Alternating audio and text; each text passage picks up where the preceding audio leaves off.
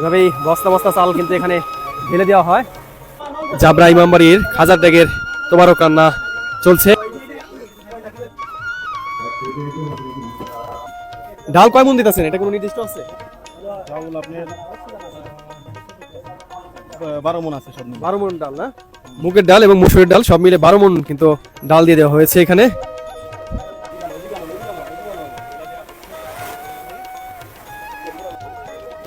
খুলে দিছ। এভাবেই বস্তা বস্তা চাল কিন্তু এই ড্যাগের ভিতরে দিয়ে দেওয়া হচ্ছে।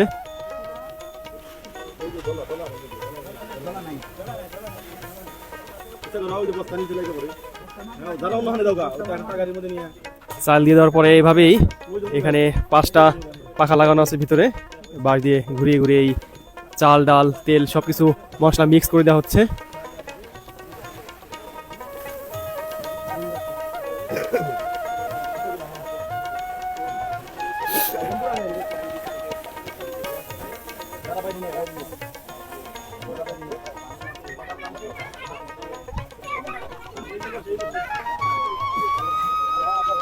চাল দেওয়া হচ্ছে এক পাশ দিয়ে, আর উনি এভাবেই ঘুরে ঘুরে সবকিছু মিক্স করে দিচ্ছেন।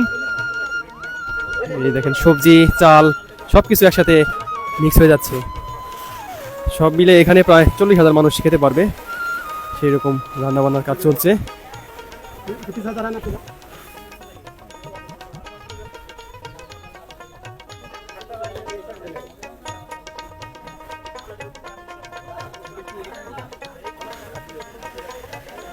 আঙ্কেল কেমন লাগতেছে এত বড় ড্যাগের রান্না দেখে? ভালো ভালো। কোথা থেকে আসছেন আপনি? কালো ফেলতে রাজবাড়ি কালোখালী। রাজবাড়ি থেকে আসছে, সারা বাংলাদেশ থেকে কিন্তু এখানে ভক্তরা আসেন এই বাৎসরিক ওরস মোবারকের দিন এখানে তোবারক খাওয়ার জন্য। বিশেষ করে এই 101 মন খাজার ড্যাগের যে তোবারক আছে সেটার কিন্তু বিশেষ আকর্ষণ রয়েছে।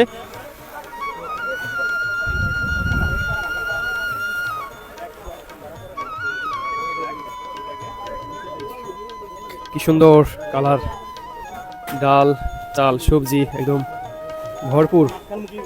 101 মন হবে, 40,000 মানুষ খেতে পারবে এই ড্যাগের খাবার।